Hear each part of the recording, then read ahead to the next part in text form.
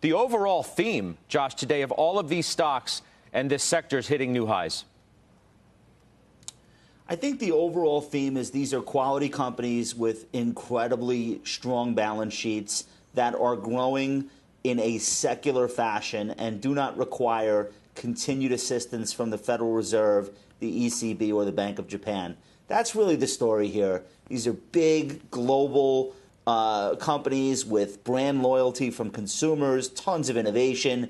They spend on R&D. They also spend on buybacks. They also spend on dividends. They also spend on CapEx. They can do it all. If you abandon those stocks to start buying coal mines because the 10-year Treasury went up, then maybe this is a teachable moment that hopping from foot to foot between cyclical and growth is not a winning strategy long term. Owning good stuff is a better strategy long term, even if it means there might be a counter trend here or there that you don't quite capture all of that. You don't have to. It's unnecessary. So when I look at my portfolio, it's the best companies doing the best. And that's very intuitive. That's how it should be. Take a look at semis today. It's not just Apple. Microsoft's at an all-time high, too. These are two of the top-performing S&P 500 stocks, Apple and Microsoft. But the semis, almost to a man, look phenomenal right now. And they should. Target's at another all-time high. Great job, Pete. One of the biggest winners I've ever seen picked on this show. Target continues to roll. This is one of the strongest trends in the entire market. The cyclical names are having a tough time with Delta. People don't want to own them as vociferously as they did. The airlines, the cruises, casinos, Freeport, Alcoa, Boeing, Caterpillar.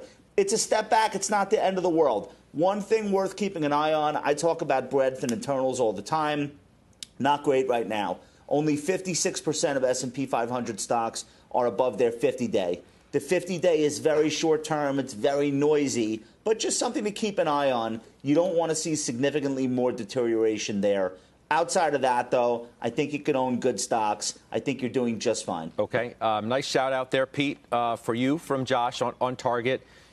We mentioned Starbucks, all-time high today. You bought Starbucks calls. Talk to me about that first, because you have a lot of other interesting moves that I'm going to get to right away after we finish that. Sure. Well, you know, Scott, as you know, I look constantly and look at the unusual option activity, and that's part of what I do. But on top of that, a lot of the time you're looking at what's the storyline behind it, what do the charts look like, all those different things come into play. And Starbucks just continues to be Starbucks. And it was just said very well by Josh Brown. These are quality names. The quality names are the ones that are winning out. They're not only winning out, they're going to all-time highs and exploding through those all-time highs. I think Starbucks is just a very interesting one because of the fact that every time I go buy one, boots on the ground, there are lines of cars again. It's like Raising Cane's. It's like all these other types of places where there's always a line of cars. Starbucks is one of those. And they just continue. And I heard Jim Cramer bringing this up, and it's very clear to me as well. The cold drinks, that's where they seem to have so much success right now. The cold drinks. It's not just about a hot coffee. So when I look at this and I see the unusual option activity, the second I see that, I already know enough about the background that I'm going to buy those calls. So I am in these July 119 calls right now in Starbucks. You know, I mentioned these other moves you have, Pete. They're eye-openers in terms of what you're seeing in technology, which has been red hot of late. I mentioned the NASDAQ, the 100 as well, hitting new highs today. You bought Snowflake calls. Very interesting because you've had issues with some of these high-value, really high-valuation stocks. Microsoft, you bought some new calls there, a company you've loved for a long time. Apple calls are new. You've seen Amazon calls. You recently bought Oracle calls, and you recently had bought Apple calls, too. But this is more. Just tell me about this.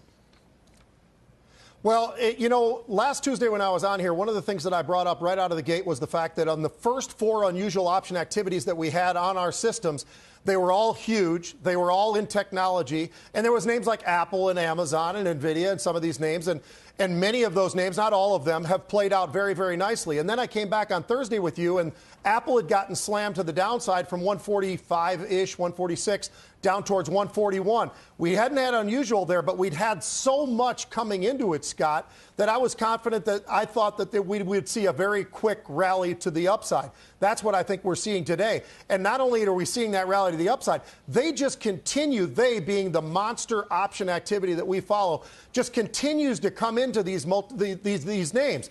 And I love having stock already in Apple. I can trade around it with these calls. Microsoft, same story. You know, I look at a lot of these as opportunities. Amazon's another one where I think there's an opportunity there. It's so difficult at these price levels, even with the options sometimes, to get involved in some of these names. But you brought up those high multiple, no multiple names. Snowflake, great example, right? I am willing to trade those stocks, Scott, with the derivatives world of options. I just don't want to be in the stocks themselves, very much like the same way I feel about Chinese names. I love these Chinese names, but I will only be there with the options. I don't feel very comfortable with the stocks right now, so I will trade around that, and we are seeing incredible volumes today in all of these different Chinese names hitting the unusual as well, whether it's, you know, a Baba or a Baidu or whatever it might be, JD. We just are seeing all of this option paper that's just flooding in. And by the way, the derivatives markets still remain on fire. We had a little bit of a pause on Monday. But Friday, once again, we're pushing towards that 50 million mark on a fairly consistent basis on a day in and day out trading, definitely over 40 million. So the option world is certainly exploding, Scott, as we have gone through not only the pandemic, but now post-pandemic as we're moving forward. Yeah.